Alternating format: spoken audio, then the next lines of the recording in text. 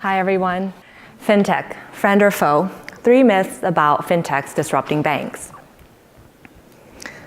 Back in 2016, the story was banks are facing a Kodak moment.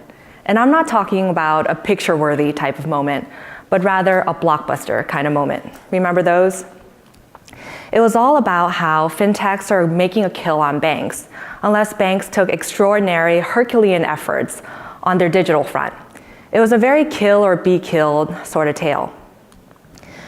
Come 2018, the story transformed into one of collaboration. Today, I wanted to share with you a few myths and common misconceptions around fintechs disrupting banks. Starting with myth number 1, fintechs are eating banks for lunch. And not just the bank's lunch, but the very banks themselves. Take lending, for example. Lending has been and will most likely remain the bread and butter of banks. Yet, in terms of their digital innovation efforts, it has largely been directed towards customer experience and early touch points like digital wallets, P2P payments, and customer service, think chatbots. When it comes to the core competency and its innovation, lending, banks have stumbled.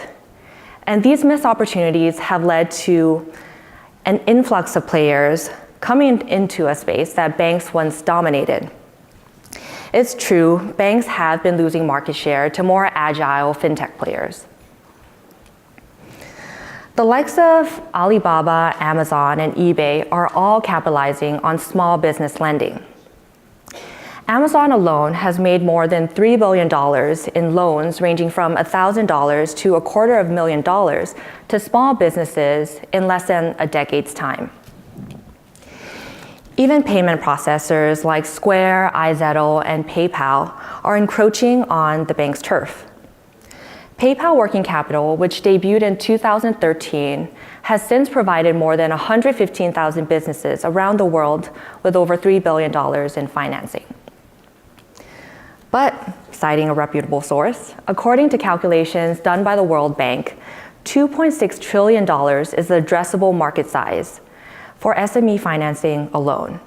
So it's fairly safe to say that fintech players are only scratching the surface. Banks are still at a significant advantage when it comes to lending, not only in terms of cost of capital, but also when you consider the sheer amount of data that banks have at their fingertips and are continuing to generate on a daily basis. Consider one of our bank partners. A large Tier 1 global bank has over 10 petabytes of data. That's equivalent to 500,000 days worth of real-time transaction data. To better put this in perspective, that's about 200 million 4-drawer filing cabinets stuffed with paperwork. We've all heard it before. Data is a new asset class.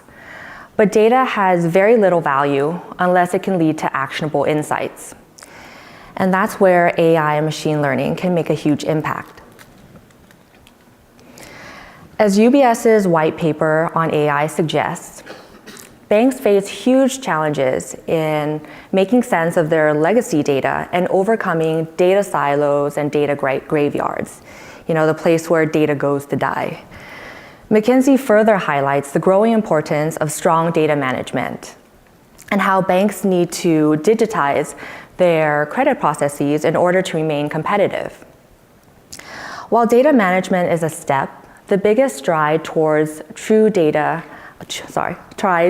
unlocking the true value of data lies in its transformation. The application of AI is especially relevant when it comes to credit decisioning. Flowcast, for example, has partnered with banks to harness their underutilized data and combine it with our proprietary alternative data sources to lead to powerful, actionable insights for credit decisioning. Which leads me to myth number 2, banks are the preeminent authority in credit risk assessment. Banks feel that they can't be materially challenged when it comes to credit underwriting for the basic reason that they've been doing it for a very long time. And it's precisely this sort of mentality that leads to complacency and truly being disrupted. Ironically enough, one of banks' most challenging tasks is actually assessing credit risk. especially for customers with thin files like SMEs. SMEs often can't produce the depth of data needed for banks to make well-informed credit decisions. That problem is coupled with the fact that traditional credit scoring is static, one-dimensional, and linear, which only adds to the problem. And there is a problem. 75% of all SME applications are rejected. This is a direct result of a bank's systemic shortcomings when it comes to credit assessment. Considering 38% of those are actually fundable, that leaves $540 billion of financeable opportunity that banks are leaving on the table. Digital innovations such as AI and machine learning can help to close this financing gap. Machine learning transforms existing fragmented data and combines it with alternative data sources to achieve deeper data analysis. Sorry, that's a lot of data in one sentence. While I don't believe such alternative data can replace traditional credit data, it has been proven that such distinct data sets enhances credit assessment that is powerful enough to bridge the gap for the unbanked and underbanked. Because machine learning allows for better risk separation, it has the ability to uncover many of today's credit invisible SMEs that banks are overlooking. Now, we know how much banks don't like to leave money on the table, so what's the holdup? Which takes me to the third and last point I wanted to share with you. AI is a black box. The rise of complex machine learning model makes explainability key in AI and its adoption. In lending, there are regulatory requirements to be able to explain in human terms why certain decisions were reached. The ability to explain the predictive output is equally important to the accuracy of the prediction itself. However, given the complexity of non-parametric machine learning models, it's often difficult to uncover the features that explain the prediction. People fear what they don't know, but here comes a shameless plug. What if we can tell you Flowcast has developed a solution that can explain the black box? Over the past year, we've spent a lot of time with banks, credit risk, and model validation teams to prove that we can, in fact, make a black box transparent and further transform that into actionable insights that drive business. Our models analyze thousands of data points and, most importantly, are able to surface the factors that lead to a prediction.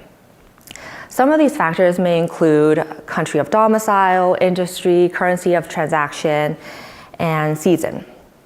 Because we're able to surface the factors that goes behind a prediction, that in turn enables banks to proactively optimize their lending portfolio. For example, if a bank can identify which customers are based in a certain country, in a particular industry, and are headed toward a seasonally soft period, they can adjust the credit limits of exposure accordingly. Now, what's my point? I don't think fintechs and banks should be pitted against one another. Fintechs are great at innovating, and banks are great at lending. When the two are able to focus on their respective core competencies, the outcome is powerful. The benefits of AI and machine learning have been proven.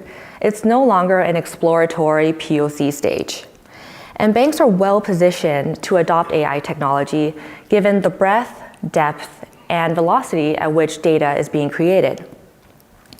However, like I mentioned before, to gain any value from data requires a tremendous amount of data transformation, which in itself is no easy feat. The reality of digital innovations like AI creates an opportunity for banks and fintechs to collaborate rather than fight for dominance, especially because speed to market is critical.